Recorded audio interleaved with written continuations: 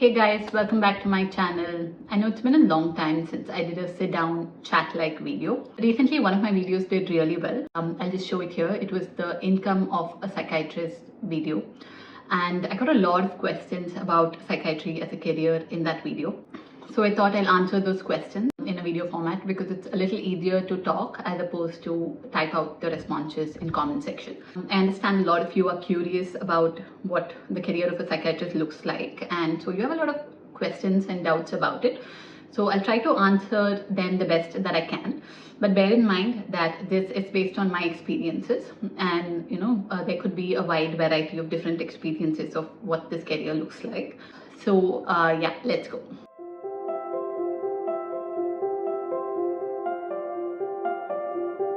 The most recent question is, ma'am, many people told me that there are less job opportunities in the field, but clinics run in a lesser period of time. This is true for a lot of branches because the job situation in metro cities is saturated, especially in the sense of medical colleges. So if you're looking for that typical medical college job, 9 to 5 and then evening your clinic, those kind of situations are a little hard to come by, especially in the government setup because they're really saturated. But private practice, there's still a lot of scope, even in metros, even in other cities.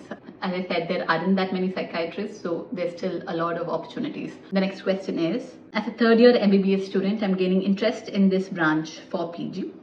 Just the income is what I'm anxious about, but pretty sure I want to go for it. I understand where this is coming from because per patient, per session, if you see in terms of time spent and money earned, if you compare with, let's say, a plastic surgeon, or let's say a radiologist, naturally the income is not as great. But that doesn't mean that the income is restricted. There are different ways of earning and improving your income potential. Like I said, especially if you're going into private practice and more so into inpatient care. Within private practice, you have your own hospital set up and you're running it like a business, and then there's a lot of potential for a really great income. I think a lot of people were also asking about like the average income. So it honestly depends on your own skill set. So let's say you're just starting out and it's like your first month of practice. A friend of mine recently just set up his practice and he was telling me the first month he got like one patient a day, which even if he charged like, let's say 500 rupees per patient, it's not a lot of income, right? In a month, how much would that be? Even if he sat every day, it's 15,000 rupees. And he wasn't even breaking even. But in 3 months in, now he's breaking even, which is breaking even in the sense the rent he paid for those clinic. He's able to pay all the electricity, all the bills and stuff like that. He's able to earn that much. So he's getting a couple of patients a day comfortably, which is good growth. So what most people say is about in 1 to 2 years, you can earn about 1 to 2 lakhs in an OP setup. And if you want further growth, you need to think of creative ways. What are the job opportunities in Bangalore as a North Indian in medical colleges? So job opportunities, I don't think it's particularly different for North Indians, at least in the field of medicine.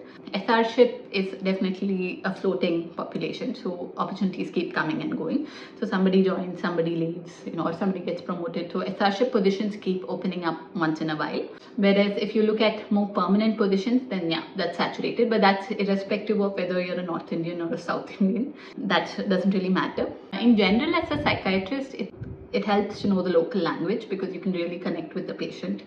And if you say what's the local language here, I mean the common languages spoken are Kannada, English, Hindi. So in that way, I mean it's good. You can definitely find population that speak these languages. Yeah, if you make a little bit of an effort to learn the local language, and yeah, I don't see why being a North Indian would be a limitation of any sorts. That's not an issue, I would say. Your job opportunity basically depends on whether there's a vacancy. That's all. So if there's a vacancy and you have a good CV, then they'll call you in for an interview, especially in a private setup. Whereas if it's a government setup, then they'll release the notification. You'll have to give the entrance and you'll have to clear it. That's all. Please make a video on the super specialization branches related to psychiatry. Definitely I'll make a video about the different parts, but really quickly I can tell you from an income perspective right now, the one that's most lucrative is child psychiatry.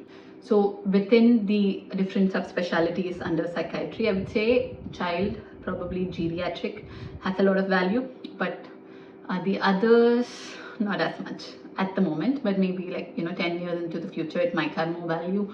It does. Your EMs and PDFs probably have more value if you're looking for a job in an academic institute. Like if 2 people are applying, both of them have a lot of publications, then probably they would choose someone who's slightly more qualified, especially if they're looking to set up that particular department, like if they want to specialize and conduct more research in that particular subspecialty. But yeah, at the moment, probably from a perspective of patient load, from a perspective of having a good income, though in that way, probably child psychiatry is the best. Another person wants to know how much they pay per class in case of teaching options. So I think this is in the perspective of entrance exam coaching, right? It really depends. So I've never done this, but of course, like some of my colleagues have done this. And so it depends whether you're on a per class basis or whether you have a package, that is, you have tied up with a particular institute, right? So if you've tied up with an institute, then usually they'll give like an annual package, which is approximately around 5 to 7 lakhs if you're somewhere beginner to middle kind of a psychiatrist. If you're somebody who's more popular, then definitely you can charge more. Then in that, you'll be expected to take X number of classes, and you'll have certain targets, like you'll have this many MCQs per day you need to make, this many question papers you need to make. There'll be other aspects to your contract that you need to carefully look into. But it's a couple of hours of work in a day. If you're willing to put in that, definitely the income is really good. I mean, especially if you combine it with a day job, then that's really great, right?